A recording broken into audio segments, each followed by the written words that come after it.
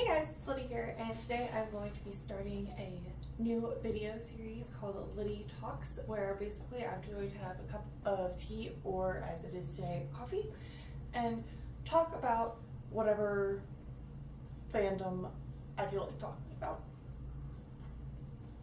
So today's fandom is Percy Jackson and the Olympians. So first I'm just going to give a quick spoiler-free summary / review, I guess, and then I will go into more specifics after I give a warning. So basically, for those of you who don't know, Percy Jackson is the story of a 12-year-old boy who discovers he is the son of one of the gods of Greek mythology, and so he's a demigod. He doesn't know who he's the child of yet, so then he goes to Camp Half-Blood after all these weird things happen to him. And it's basically the story of his adventures through discovering he is a demigod. And yeah, so it's in his point of view. His point of view is really sassy and snarky and sarcastic, which is great. I think he's hilarious. I love reading from his point of view. But yeah, if you like fantasy, adventure, and mythology, or all three of those, I highly recommend jumping into the series. If you don't know, Percy Jackson and the Olympians is 5 books. There is a spin-off series, Heroes of Olympus, I believe it's called. I haven't read it yet because I just finished the series on Wednesday, so I'll be reading that at some point. But the first series has 5 books, all in Percy's point of view, and they're great. So now I'm going to be moving on to the spoilery part of this video, so for those of you who haven't read it by now. Okay, so diving into Percy Jackson and the Lightning Thief. This book, I just loved it because, as I already said, I really got into Percy's point of view, and also the characterization in these books is wonderful. So from the very beginning, I was just like, okay, Percy, he's great. It took me 3 books to decide my favorite character, so I'll get there when I start talking about the Curse of the Titans, but it took me a while because I was like, Percy's really funny and sarcastic, and then Annabeth's like just awesome, and I really like Grover, and I was just like, I don't know what's going on here. It was kind of funny though, the entire first book, I thought that Grover was going to be the one to fulfill prophecy, and that he was going to be the one to betray Percy, and I was just like, please don't be Grover, I really like Grover. So I was really happy when I found out it was Luke, because I was just like, it's not Grover. And like, I liked the way they did that too, because like they went and like the story kind of came to a close, but it's just like, oh, there's this other part of the prophecy, and then like boom, Luke. That was cool. I liked that. So then diving into the second book, I got so confused. Oh my goodness. So when I was reading the second book, I was just like, okay, Tyson. I like this character. I don't know what it was I liked about him, but I had some sort of draw to Tyson. But I also had this fear about him that he was going to die or turn evil. So I tried to like not let myself get attached to Tyson, which I guess was for nothing because he survives the series, but you know, whatever. Next time, whenever I reread them, I'm really looking forward to allowing myself to get attached to Tyson as a character, because he's adorable and funny, and Tyrone, I don't know how to pronounce like half the names in these books, so sorry if I slaughter things, but like when he's just like pony or horsey or whatever, it's like, it's so funny, and I just love him, and like the thing with the rainbow and the heart, he's just funny. And when you discover that he's like actually Percy's half brother, I'm just like, what? Tyson's son of Poseidon. Okay, that's interesting. And then like the whole is it Thalia? I don't know. When Thalia came back, I'm just like, what a way to end a book. It was a good way to end a book. But yeah. So as I move forward, oh yeah, and the empathy link. I should mention the empathy link. I thought that was really cool, and I was really glad that like, even though it wasn't explained very much, like they like had it and like they stuck with it, and they explained why it didn't work in situations throughout the series, and I really liked that. So Titan's Curse, which might be let me start that sentence over. I had a bit of trouble getting through the Titan's Curse. Not that I was reading it like pretty crazily and then got a concussion and then had to stop a bit. But like, I was reading it and I'm just like, I miss Annabeth so much. Like, I don't know. Thalia just isn't my favorite. I don't really like her that much. And I'm sitting there and I'm like, I just want Annabeth back so badly. And through reading The Titan's Curse and so desperately wanting Annabeth back, I realized that Annabeth is my favorite character because I just missed her so much. And even though I love Percy's snark and sarcasm and just Oliver's sassiness, the missing piece that is Annabeth in The Titan's Curse was killing me. So glad that other book she's missing the entire time because I really love her. So then moving on to the Battle of the Labyrinth, which I think might be my favorite one in the series. Wow. That book just like gave me so many questions. Like from the very beginning of it, I'm like, who the heck is Rachel Dare? Like, who is she? How does she see this much through the mist? Like, what's going on with her? Like, I was really pulled into Rachel's story, which is funny because I don't know how much I guess I did like her. I don't know. I just like Percy and Annabeth and Grover so much, like that the book or the Lightning Thieves like trio so much that I didn't get attached as much to the other characters except for Tyson. But Rachel was really cool. I did really like Rachel, and I did think it was kind of weird that they just like randomly threw a girlfriend on Grover. I don't know, maybe in the spin-off series they'll have more of that. I hope so, because I really want Grover to be in the spin-off series. Like, I really don't know much about anything at all about the spin-off series, so please don't like give any spoilers because don't want to know yet. But like, I don't know, it was weird. I'm just like, okay, there's like Grover and his girlfriend whose name I'm blanking on right now. I'm just like, where did she come from? Like, I liked her. She seemed like a nice character. It just seemed like weird to like randomly throw a girlfriend on Grover. And, you know, I'm like sitting here being confused about Rachel, and then having like, there's like all these like cute moments like in Percy's perspective. My camera ran out of memory for videos again. For some reason, my camera has like this really short video limit on it, or my SD card. I want to get a new SD card, like, just for filming videos so this can stop happening.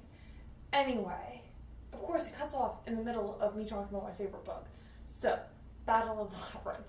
So, I'm sitting there and reading, and like, it's really cute, because like, Percy's having his like little butterflies about Annabeth, and those moments are cute, and like, the labyrinth itself, like going down there and all the maze and the confusion is so enjoyable to me, and like,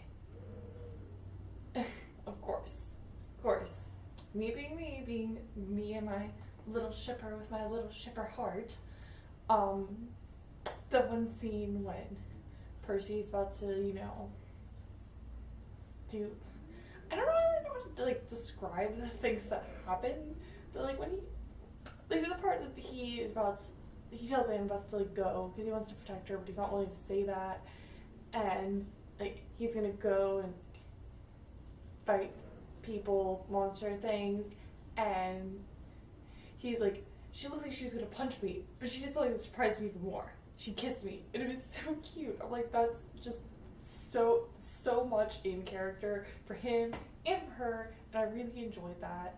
Hugo Riordan, is that what his name is? Anyway, I just thought that was really precious.